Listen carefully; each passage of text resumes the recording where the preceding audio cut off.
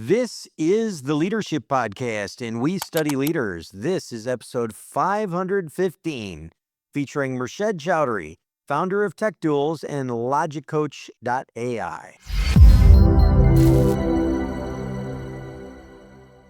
Thank you for joining us today. This is Jim Vasilopoulos, founder of Rafty Advisors, and this is the Leadership Podcast. Hey everybody, Jan Rutherford here, founder of Self-Reliant Leadership. Thanks for making us a part of your day as we study leaders. And we were just sharing with Murshad before we started the podcast that we've got over 500 shows in our catalog, and we're very proud of that body of work. And if you've ever got a problem, challenge, issue, something you're grappling with, DM Jim or I, and we will steer you to an episode that'll hopefully provide you and your team some insights. And this, like so many of our past episodes, is proudly sponsored by Darley. They're trusted by warfighters and firefighters since 1908. And Darley's dedicated to equipping our military and first responders with the essential tools they need for success, from fuel and firefighting pumps to drones and tactical solutions. And you can learn more about this incredible company and the great people who serve our nation at darley.com. Darley, you serve others, we serve you. And our guest today, Murshed Chowdhury, comes to us through a mutual friend, Dan Horwich. And if you're a longtime listener, you'll recognize him from episode 363. He introduced us a while back. I spoke with Murshed, great conversation. I think Dan connected us because we both have a very strong interest in helping our nation's veterans. But let me tell you a little bit about him. He's a wonderful guy. He's an entrepreneur, a builder, and a connector driven by one belief: better communication leads to better decisions. He's the founder of Tech Duels and an outcomes-oriented platform that helps organizations and individuals sharpen communication, critical thinking, executive presence, and leadership under pressure. The Tech Duels approach blends structured debate, real-world scenarios, and this one fascinates me, competitive learning to unlock human skills that traditional training often misses. Murshed, welcome to the show. Welcome. Well, thank you for having me. I'm really excited to be here with you both. Yeah. What's not in the public bio? Something about you? I mean, you're out there. You're kind of a big deal on the internet. Tell us something people can't find. Oh, and what did I say? A father of three.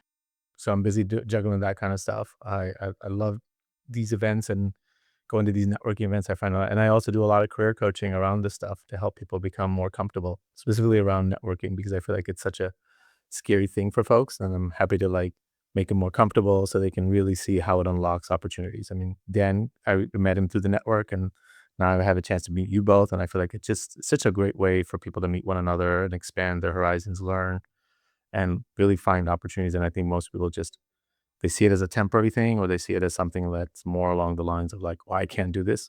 And I always teach in my thing that networking is not, or doing these kind of events is not predicated on your personality. It's a set of skills. If you can learn it, you can be an expert.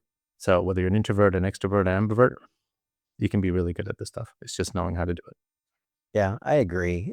So much, I have gotten so much grace and joy in my life through networking. And I learned it all from my mother. Just, just watching what she did and how she spoke with people and how she connected people. And when it came my time in my career and I embraced it fully, I will tell you, it was when my career became fun and very fulfilling. And I can't tell you the number of wonderful people I've met that have made the world small. So let's make the world even smaller today. Sure. You're a big proponent of debate, and especially structural debate and competitive learning, which fascinates me. Why? Where did this passion originate? Tell us a little bit more. Yeah, so I started my career as a tech recruiter, right? Working for I've had my own agency growing up in New York. And then after that, worked for organizations like Netflix and Major League Baseball, Capital, and organizations like that. And one of the challenges that I always saw when sending candidates out to interviews, especially technical folks, is you'd get the call saying, let's say it was you, Jan, or you, Jim. These candidates are super brilliant, super technical, but we're going to have to pass because they couldn't pass the behavioral, or they failed the interview with the head of business or HR. And what did it come down to? It came down to communication skills. Yet I would hear those same engineers, developers, technical folks having robust discussions, arguments on these kind of topics. So I walk up to them and said, I don't understand what you're saying. So what you could do is, why don't you go up on stage and have these discussions in front of us? You're arguing over Android versus iOS. Google Cloud versus Microsoft Cloud. Why don't you go up on stage, have these arguments, and we as audience members can learn when you have these discussions. And the response I heard back is, I don't publicly speak and I've never debated. And I said, what if we could solve that problem? So we went and started engaging experts in communication, debate coaches, who then gave those requisite skill sets to these engineers. And our first event, I remember back in 2015 in DC, I just moved here, didn't know anyone, needed to make a network. Going back to what I said before, build a community. I'm like, okay, let's do this. And mobile was hot. Let's do an iOS versus Android debate. And I'm thinking, no one's going to show up, no one's going to sponsor it, and this is a dumb idea. And yet somehow along the line, Capital One got interested and a couple other companies got interested. They ended up sponsoring the event, found the debaters. We bring judges from industry who adjudicate the debate. And then it's a fun way for these discussions to happen. And what happens is the judges will pick the winning teams, but the audience participates in the Q&A as well as the judge Q&A. And we throw on a QR code on the screen and you get to pick your most valuable debater. Kind of like sports MVP, you got a sports MVD. And that's audience generated, whether that's a person on the winning team or the runner-up team. And then Tech Duels has since morphed from professionals to now college students, high school, middle school. And I can't tell you how much joy I get hearing students or professionals tell me, I've never publicly spoken, which, by the way, is the number one fear in the United States above death.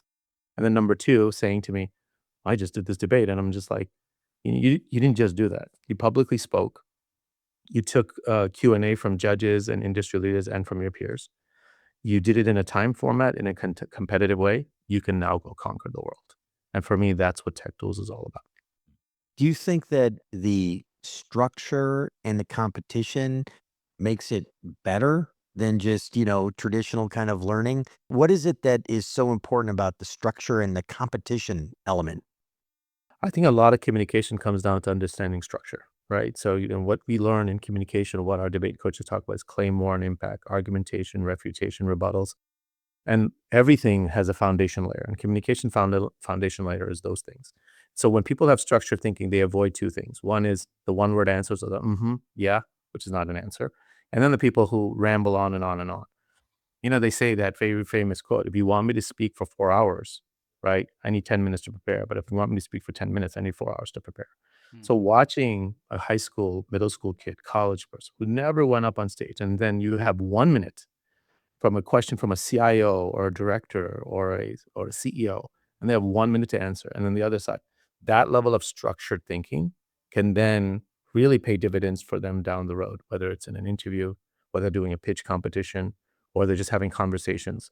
It's having that clarity of thought. And I've even had engineers tell me, and people outside engineering, I write better emails now because of structured thinking based on this, not just on communication, because it's the way you think. Yeah. So, yeah, I'm curious. I mean, I think this has always been important. I mean, that quote you mentioned, or even like the one that's attributed to Mark Twain, but actually was Blaise Pascal, but like I would have written you a shorter note, but I didn't have time. All that stuff.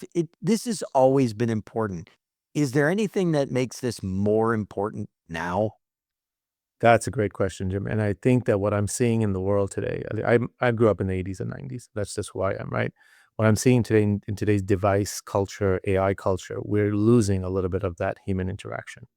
So there was a quote by Mark Cuban recently that said, with the advent of AI and deep fakes and all the stuff that's taking place, live events, interaction, understanding emotional intelligence, social IQ, that's going to be really important moving forward.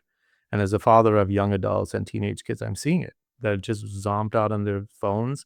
And it's not just my kids, it's kids across the board. So when we watch these kids go up there and say, so first of all, is this virtual? Well, we do virtual, but this is actually live. Wow. Okay, so I'm going to be in front of people. Yeah. And then you do the event. And then what we do after the event, all of our levels, whether it's high school, middle school, college, or professional, is we ask everyone, the audience and the debaters and the participants, to network with those judges that come in from industry. So now they're also doing that skill set. So they just presented, and now they go in and have a mingling time to get to know them. So I think that this type of live event structure with the ability to communicate in a very clear, coherent way allows for you to now make the connections you need to foster the relationships and get people out of that comfort, especially in today's world where everyone is just, like I said, so fixated on their device. And it was refreshing to hear from, this was interactive. It was in person. Had a lot of fun. And I think we're losing some of that stuff because we've gone so extreme on the digital side. Yeah. I'm thinking about the bridge you're connecting between academia, the tech world, what you're trying to do here. And I'm going back to something Dan Pink posted last week about 6 skills. I don't know, Jim, if you remember offhand. I can look them up quick. But it was 6 skills that are not going to be replaced by AI anytime soon. And one of them was taste. And I don't think he was talking about lingual. I think he was talking about taste and judgment and those types of things. What else are you seeing, that we've got to get ahead of for young people, for not only for work, but fulfillment? I think a couple of things. I think from a tech perspective, with AI coming into the marketplace, it's revolutionized everything. Even us, like we had live coaching and we had the presentation layer. Now we've added an AI tool, which is a Logic Coach AI, to help people practice that. It's built on a third-party tool called Udemy, and we built our LLMs on top of that, and you can practice anything there. So I think with the advent of AI, you're seeing a lot of changes that are awesome in terms of all these tools and things you can do to enhance yourself. However, the challenges are there that unless people are pushed to do it, usage drops. And we've seen it ourselves. We assign people to do certain things. And if there's no live coaching or there's no guardrails or there's no presentation there, why would people practice with the AI tool? They won't unless they see a benefit. And so what I'm seeing right now is that's the challenge. Is how do we get our younger generations, our current generations, even the older generation to communicate? Yeah, use the tools, get the support you need, but how do you get them to interact? And we're losing that from the previous. Our generation is like, hey, I met my wife not on any like social site, it's in person, all right? And now everything's like through digital. And I hear studies now that some people are like, you know what? I don't even want to meet my date anymore. I just want to interact on digital, and we date digitally and we never meet. And to me, this just blows my mind. But this is the new generation, and so I think we're losing some of that. And I think organizations that do things around building social IQ, emotional IQ, human interaction, I think that's going to be the future. And I think the companies who mix both technology and that together, that Well, symbiotic relationship is going to bring out the best. when you say we're losing that, you know, I get that, tactically. What do you think that portends for the future if we don't get a handle on that? So what's the bad side of, continuing down the path we're on, and what's the upside if we address this for more at the macro level? I think it's an excellent question. I think what I'm seeing as the biggest downside challenges is people are not ready critically to be ready for the workforce, right? They're so dependent on tools, they're so dependent on technology that there's not a lot of critical thinking. One of the things that I love about debate and our structured program is it teaches critical thinking skills, which I think you need in every facet in life, right? Personally and professionally. And I think a lot of things are just to the point where students are or professionals just leaning too heavily on those things. So I think we are going to create an environment and a culture in the future where people will not be able to think on their own as best as they should without the devices supporting them. Yeah. So you're in the middle of a pitch competition and you're a CEO and you're a startup and you got a couple of tough questions. You can't run to that tech tool to answer it for you. You're in the middle of an interview. As a recruiter, I've seen it where you'll be in an interview, you'll be answering a question, and someone will cut you off mid-sentence just to see how you handle pressure. And that's not going to help you with that either. So those are the things that I see. And the upside is if you learn those things, not only do you have the tools on your support, but then you also have the critical thinking to make sure you can adapt on your own. Mm, yeah. And I really appreciate that answer. And at the same time, I was able to put my hand on the 6 human abilities at AI that could matter most in the age of AI from Dan Pink, a past guest. It was questioning, iterating, allocating, taste, composition, and integrity. And he's Wow. The and he's list. got a yeah. What do you think of that, Murshad? That's an amazing list. Especially, I like the one, this sun is bothering me. So I'm just trying to get Yeah. a, so, for me, I think the one around question is so important, which is why, like, part of my career coaching, one of the things that I do is we talk about questions, right? Yep. Voltaire has that very famous quote: "You judge a person by their question, not by their answers." And so for me, that's really important, which is why part of our whole training process with Tech Duels is there's the judge Q&A, the audience Q&A, right? That's going to prepare you for all the things that you need. So integrity is very important, right? Being your authentic self, knowing when you know something and don't know something, and then having a lot of questions and be able to communicate that effectively, I think is so important. So the 6 ones that you highlighted, I think that's going to make to a really well-rounded person if people can attain to those six qualities. Yeah. This is such an interesting topic, and I know we're going to dive deeper on other elements of that going forward. But there's one thing that kind of struck me, and it came to me after we spoke, getting ready for this, and it was, a common theme that I know Jan and I both have, which is we help people have or get better at having difficult discussions. And people tend to avoid difficult discussions all the time, and they're just kind of pushing them off until they become intractable problems. But and I see how learning how to debate and learning how to have, let's say, even that competitive dialogue is important and gets you better positioned to be able to have those difficult discussions. At the same time, the competitive part, which fascinates me, does foster the idea of winning an argument. And sometimes at work, like winning an argument isn't the goal. It's to have a discussion, it's to, understand different perspectives and to have a diversity of opinions. So help us understand like how this all works out because I want to make sure that people understand that these don't necessarily have to be conflicting goals. They can be a both and. But like tell us how you see it. Excellent question. I would say that it's exactly that. In a competitive debate format, yes, we're doing a competition, we're giving out prizes, whether you're the winning team, the runner-up team, the MBD, that's there. I think in a atmosphere, a lot of time people avoid confrontation or escalation because one, I think, in my opinion, and being in the corporate office and seeing a lot of that stuff is people don't want to have those difficult discussions, right? They don't want to feel uncomfortable. No one wants to be out of their comfort zone, and right, sometimes you need to do that. So yes, debate will help you teach you how to have those discussions, how to have refutation, argumentation, how to pose really good questions, things of that nature. But the goal in an office setting is exactly it's not to we're not winning something here. The outcome is we're on the same side. The goal is to how do we have better clarity, better understanding, and listening. One I think the most important that leads to conflict is a lot of times you'll find out that one side didn't hear what the other side was trying to say. So if you are just were able, I always say this in my communication and networking thing is that you have two ears and one mouth, so to speak, you know, listen twice as much as you speak, and even I suffer from that because I'm a talker. But I think that's the key. Like if you can really embed into people the idea that hey, part of communication is listening. I think half of our conflicts go. I mean, I think about the issues I have with my wife sometimes.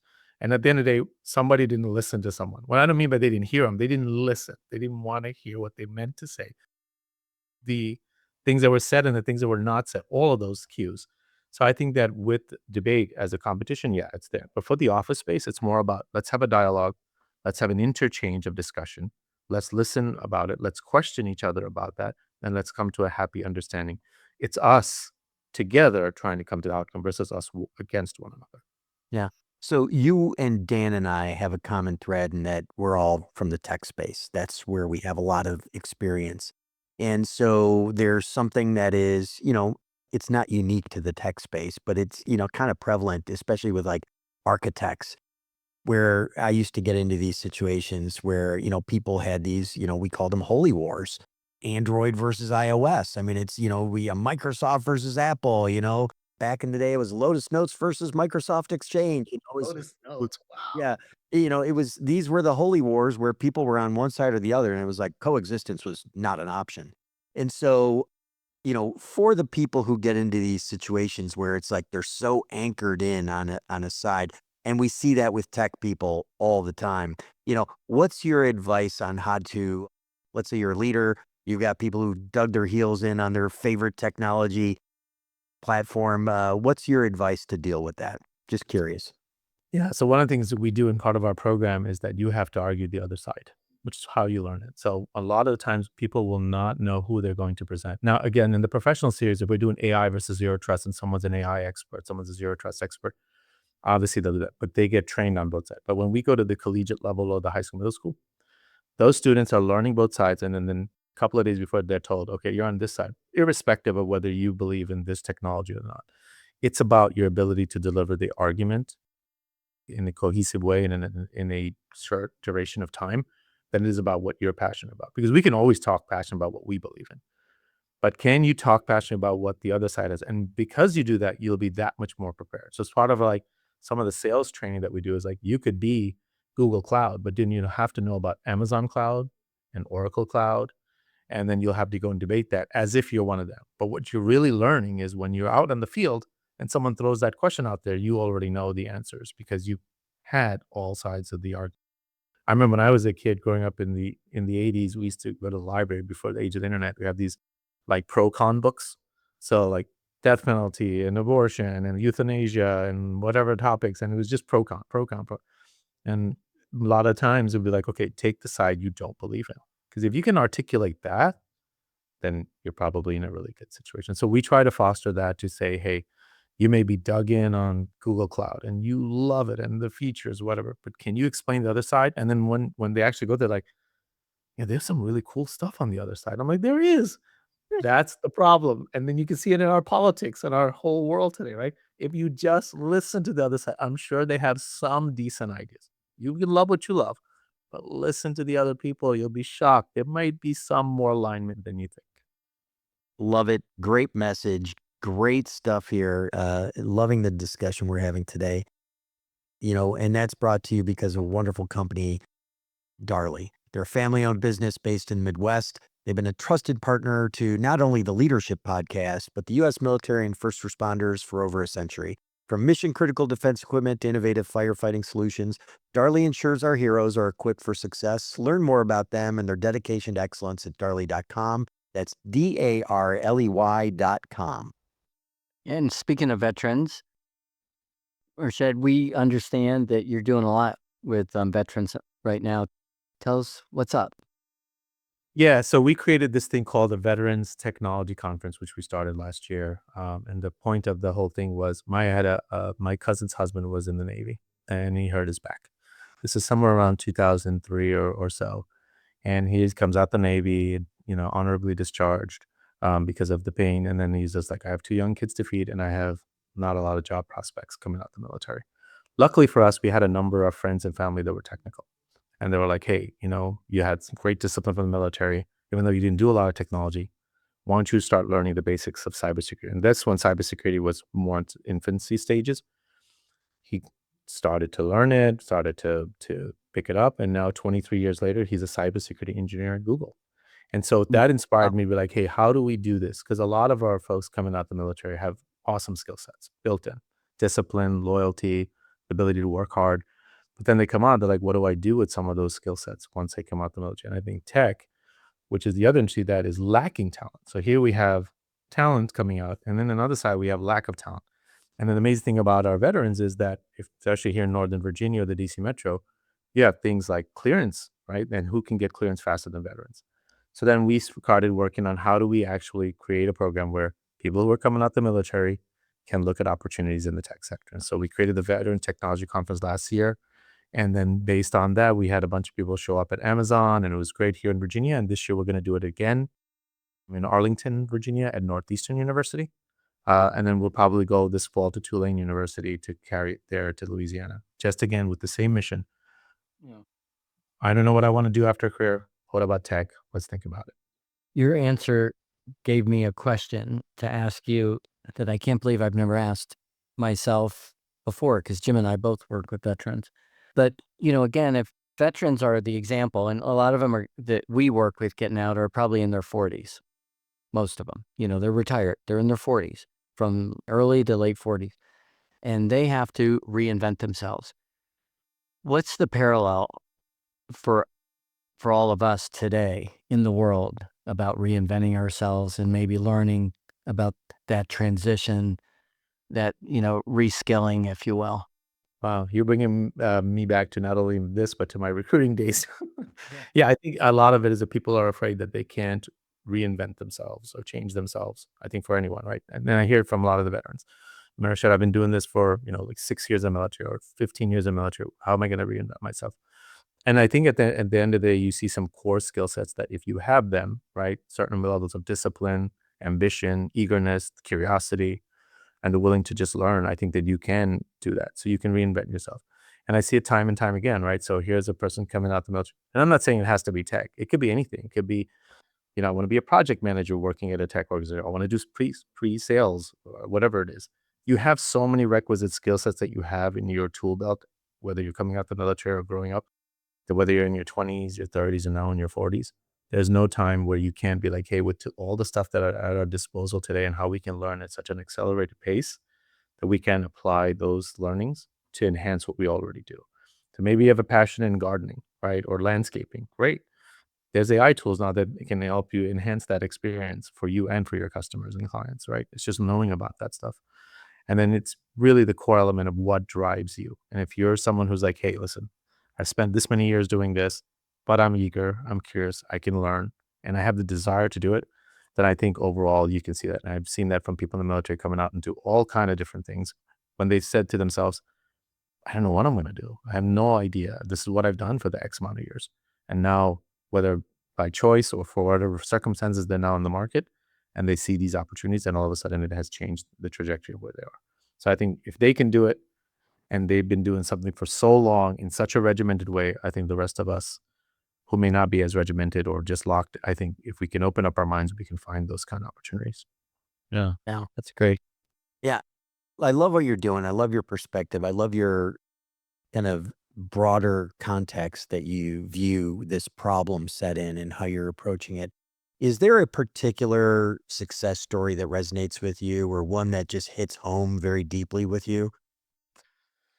There's a bunch of them. I would say one of them was we were dealing with a student who was deathly afraid of public speaking, but somehow she pushed herself to do it. Kudos to her for doing that. She said when she was in third grade, and it was overseas, I don't remember which country, she said that she publicly spoke. Not only was she humiliated in the classroom by her peers, but by the teacher. So and I said, was this here in the United States? She said, no, it was some other country. I don't remember which it was. So and I said, okay, 23 years later, you decide to do this by going up on stage in front of 100 plus people, taking incoming questions, rapid fire, then making the case, then handling this thing in a time format while being competitive. To me, I was just, that's an amazing accomplishment. And so for you, hearing her story and saying, Murshad, I feel like I can do anything now. And I go, that's exactly it. That's the whole point. I want you to be able to, because you have done something that most people on earth can't do. That's that funny joke that Seinfeld has, right? That being public speaking is the number one fear. So he says, you're telling me so that in a funeral, the person giving the eulogy would rather trade places with the person in the coffin. That's how much people are afraid of public speaking. And to see her do that after having that incident happen, and then we were playing a small part. I mean, she owns the everything, but our small part in helping her or elevating her to put her there, to me gives me so much joy. And I think that's why I do what I do. Yeah. I was watching a cooking show with my wife the other day. It was on TV and we were just talking earlier about how we were traveling all day. I was spent. Whatever was on TV, I was going to watch. Didn't matter. And so we're watching this cooking show and these are all like top chefs. And the pressure is they've got to do this meal like 20 minutes. The 30 minutes, got 20 minutes. And it's like, that is what makes it so challenging. And so even for people that, let's say, can think well, um, you know, the time pressure I think that you add into, let's say, the process is what makes it kind of very interesting. And I think that's, interesting to me. I know a lot of people, we meet in the workplace, sometimes you meet people who think on their feet, think on the fly, they think fast. Sometimes they don't think, they just react. But, the reality is some people just take time to digest stuff. They need to kind of ruminate with them and they need to kind of process. And often those people have great ideas, but they're often very quiet in meetings. And they, might send an email afterwards, with like, here are my 5 points, my 5 observations. What kind of advice do you give to people who are like, I'm not a fast processor, but I've got good ideas, like to help speed up their clock or to be more effective communicators based on the way they think? I think there's a lot of different things that they could do. I always tell people as I do some of the coaching stuff that we do is, and we teach this in some of the program that we do, is take a pause. You don't always have to rush the answers, right? People think that when you're asked a question, for some reason, the knee-jerk response is to answer it as quickly as possible. There are different techniques you can use. Can you repeat that question again? Or can you clarify that question again? Or just even pause. That's a really great thought. Let me think on that for a few seconds. Whether you're in the middle of an interview or you're giving a speech, but we have this knee-jerk response that we have to do it right away because people might think, oh, and I think pausing and taking time to think about it leads to a better answer than rushing out an answer that's half thought through. And too much of what communication has become today is around that. Like people just rush right it, rush right it. So I think the time thing is supposed to, yes, give you guardrails so you don't talk endlessly, But if you really think about it, when you have 2-3 minutes, it seems like a short amount of time. But when you're speaking straight for 2-3 minutes, that's plenty of time if you have structured thinking. So when you can make the claim, the impact, the warrant, and make it very succinct and clear, it's very good. Even with our veterans, right? Sometimes issue is not just the timing, it's what they say. They know military talk, and then they're talking to corporate. And we've had this in one of the themes of last year's conference is how do they talk to each other, the corporate world and military? Do you have any management experience? No, I don't. Do you have any sales experience? No, I don't. What are you talking about? You managed an entire platoon, right? You led a battalion. You have management experience and then some. Have you done sales? Well, you procured this entire base working with the Pentagon and getting funding, but they just don't use those terms. And then on the flip side, the corporation's like, well, I didn't hear anything that showed any management. No, you need to ask them. Right. So one is the timing. The other is what you're saying in that time and understanding that audience, right? And so a lot of that comes to the timing, the communication, how you deliver, and who your audience is. And when I do career coaching, I always say, but when you're doing an interview or you're meeting someone at a networking event, know who your audience is. The elevator pitch that you deliver is going to be impacted by who you're talking to, right? If you're meeting someone at a casual affair, at a business networking luncheon, middle of an interview, it's a different audience. So knowing that at the back of your mind, having that practice, and then being able to turn that on when you need to, I think is part of the skill. Murshad, you mentioned how people fear public speaking. The word fear. And it made me think of, just in the last couple of days, I can't even count on two hands how many times somebody's brought up AI. And I was just thinking about, what's behind, what are you hearing? What's going on? That is fear. And it's not fear of AI. It's fear that I'm not keeping up. I have a fear that I'm going to miss something. I'm going to miss a big opportunity. I'm going to blow it. I don't know if you read the Matt Schumer article, Something Big is Happening. No, I think If you saw that, is a pretty big deal out there. And he was just, offering a perspective of how fast this is going, that we're at the point now where, AI, you don't even have to tell it if it's coding to, beta test it and come up with a better user interface. And then for AI to use AI to make AI better. And again, how fast it's going. And I've got a personal story on, I asked it a question recently. It didn't give me the answer. It said, hey, I have a better idea than the question you're asking. And we went in a whole different direction. right. And I'm wondering, what your take on all this is for people. Again, when I think about, at the high level, what executives have to play with, they have people, they have technology, and they have price.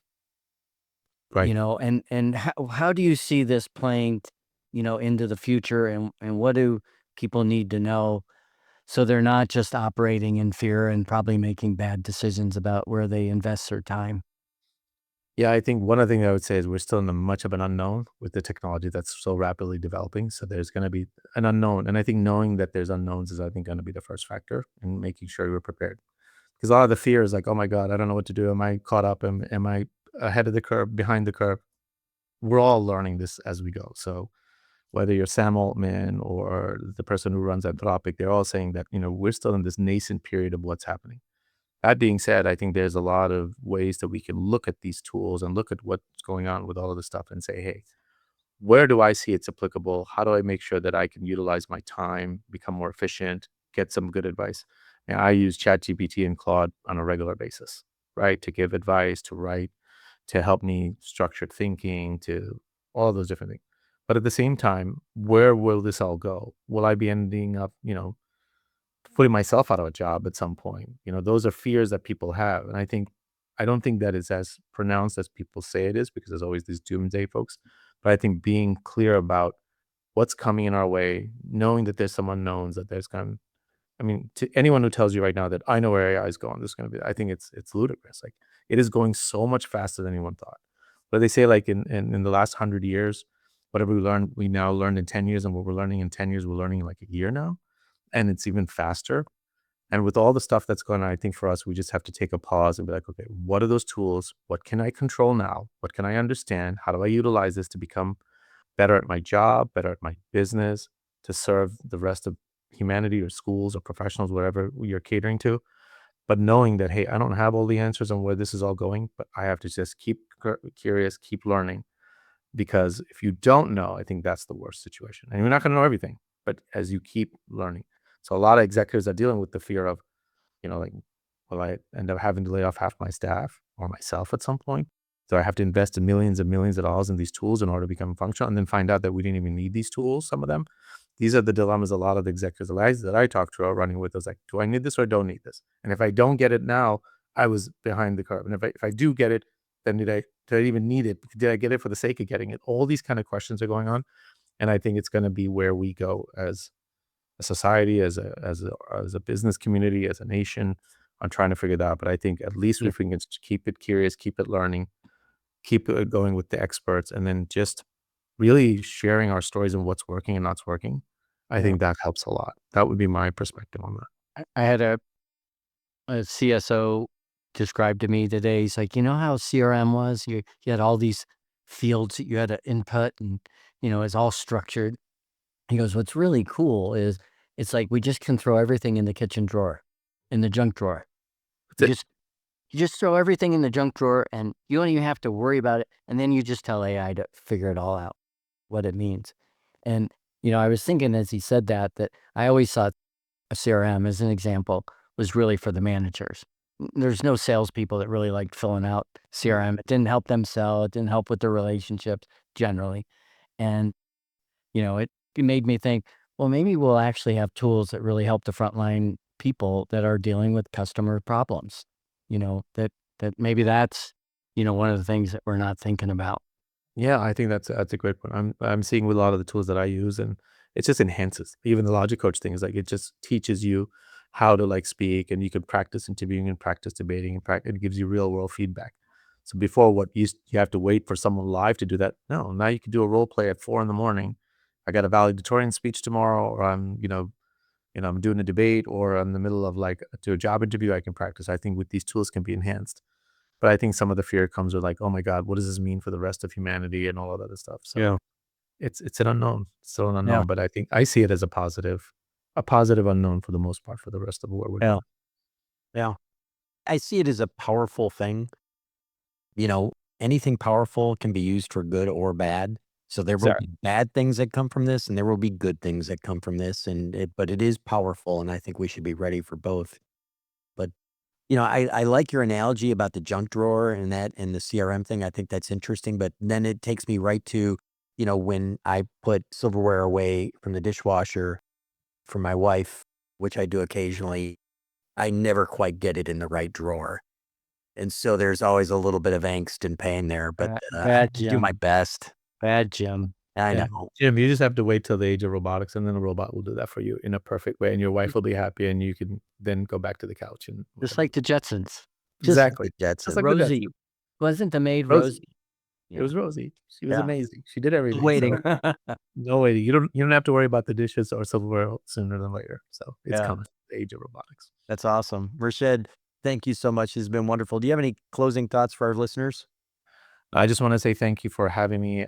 It's really a privilege to be here with you and Jan, and having an opportunity to speak about what's going on. For the listeners, I would just say that, hey, we have this world of AI that's coming in. Embrace it, right? And then go out there and just be the best communicators you can probably be, because the tools will be there, but at the end of the day, people are listening to you. They're speaking to you. And if you can really own that, and you can do an amazing thing. So many people have accomplished amazing things just because of the way they speak and listen. So that would be my advice to the world. That's great.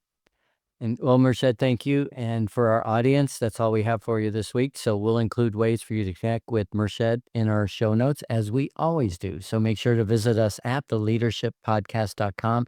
And remember, it is better to debate a question without settling it than to settle a question without debating it. Joseph Joubert. It's a wrap. Thanks for listening to the Leadership Podcast.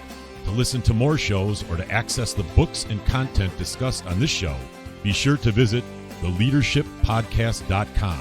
The material in this podcast is copyright by Rafti Advisors and Self-Reliant Leadership and must have written approval before commercial application.